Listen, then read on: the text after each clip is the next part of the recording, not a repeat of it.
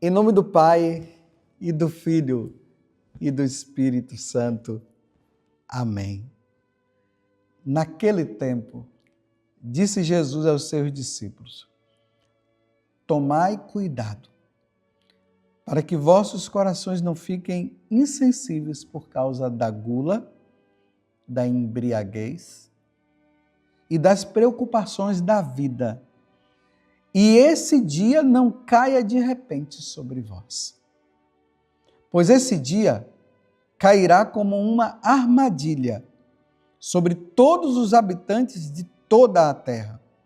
Portanto, ficai atentos e orai a todo momento, a fim de terdes força, para escapar de tudo o que deve acontecer e para ficardes em pé diante do Filho do Homem.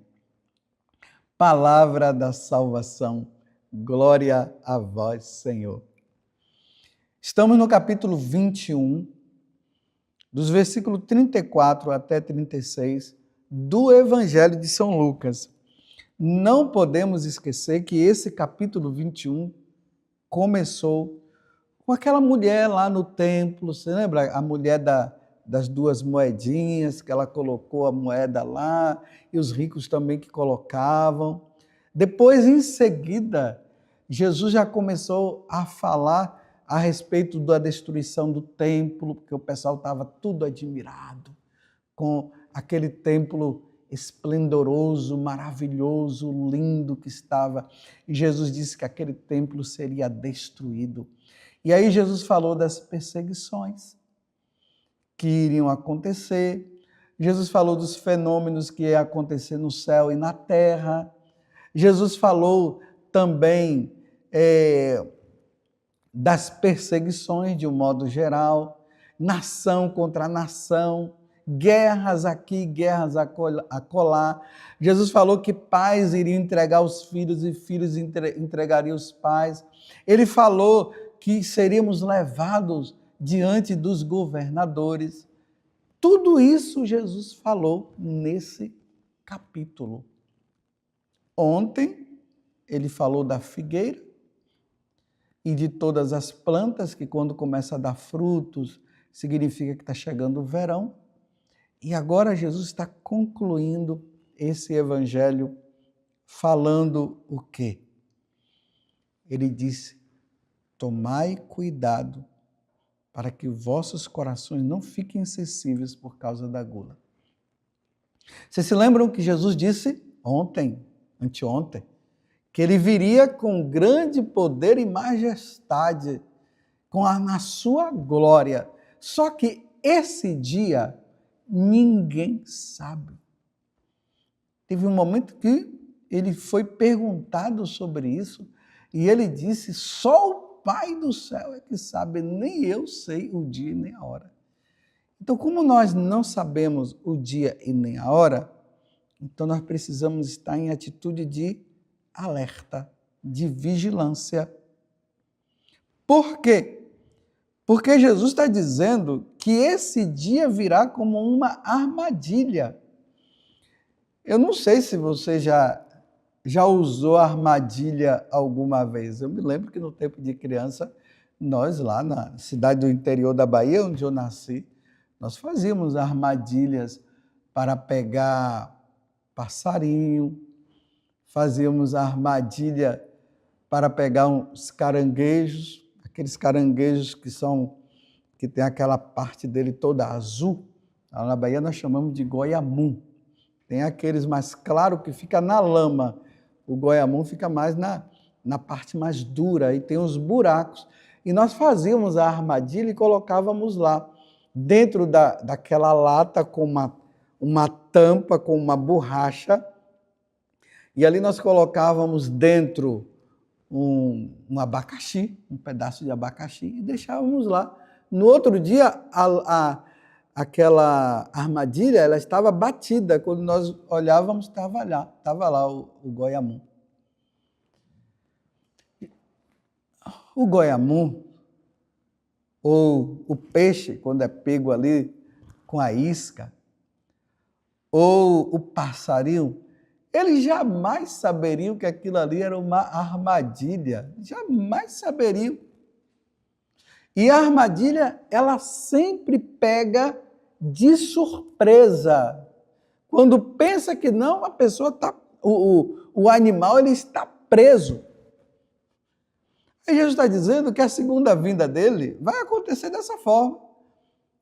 Nós não vamos saber a hora. Aí ele está dizendo, olha, então tome cuidado com a gula. E aqui Jesus está falando no que diz respeito aos prazeres desta vida, aos prazeres deste mundo. Aí ele está dizendo, cuidado com a gula, a embriaguez, as preocupações dessa vida, porque esse dia, o dia da vinda do Senhor, cairá como uma armadilha sobre todos os habitantes da terra. Que vida você está levando? Qual é a vida?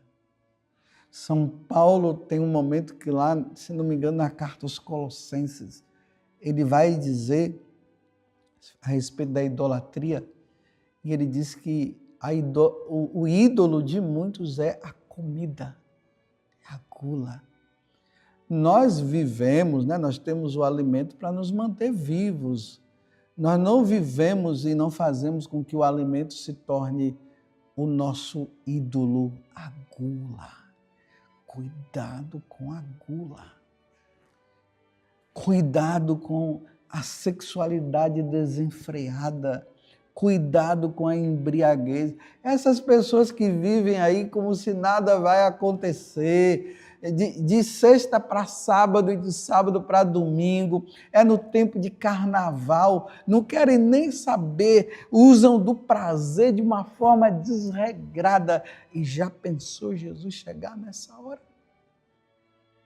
Já pensou? Ele vir na segunda vinda para nos buscar e nos encontrar nesta situação.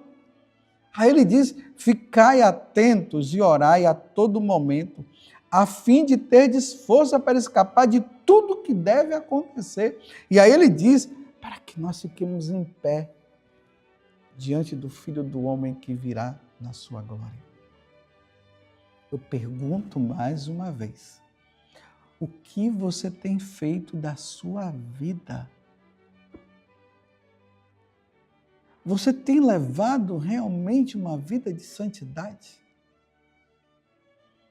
Eu fiquei uma vez assim transtornado diante de uma situação que me falaram de uma mulher casada e que ela adulterou. Então ela saiu com um homem e ela foi para o motel. E quando eles estavam lá, naquela vidinha de I love you, a mulher morreu naquele momento. Imagina, meus irmãos, que morte drástica. Morreu no prazer do pecado. Jesus chegou na vida daquela mulher naquele momento.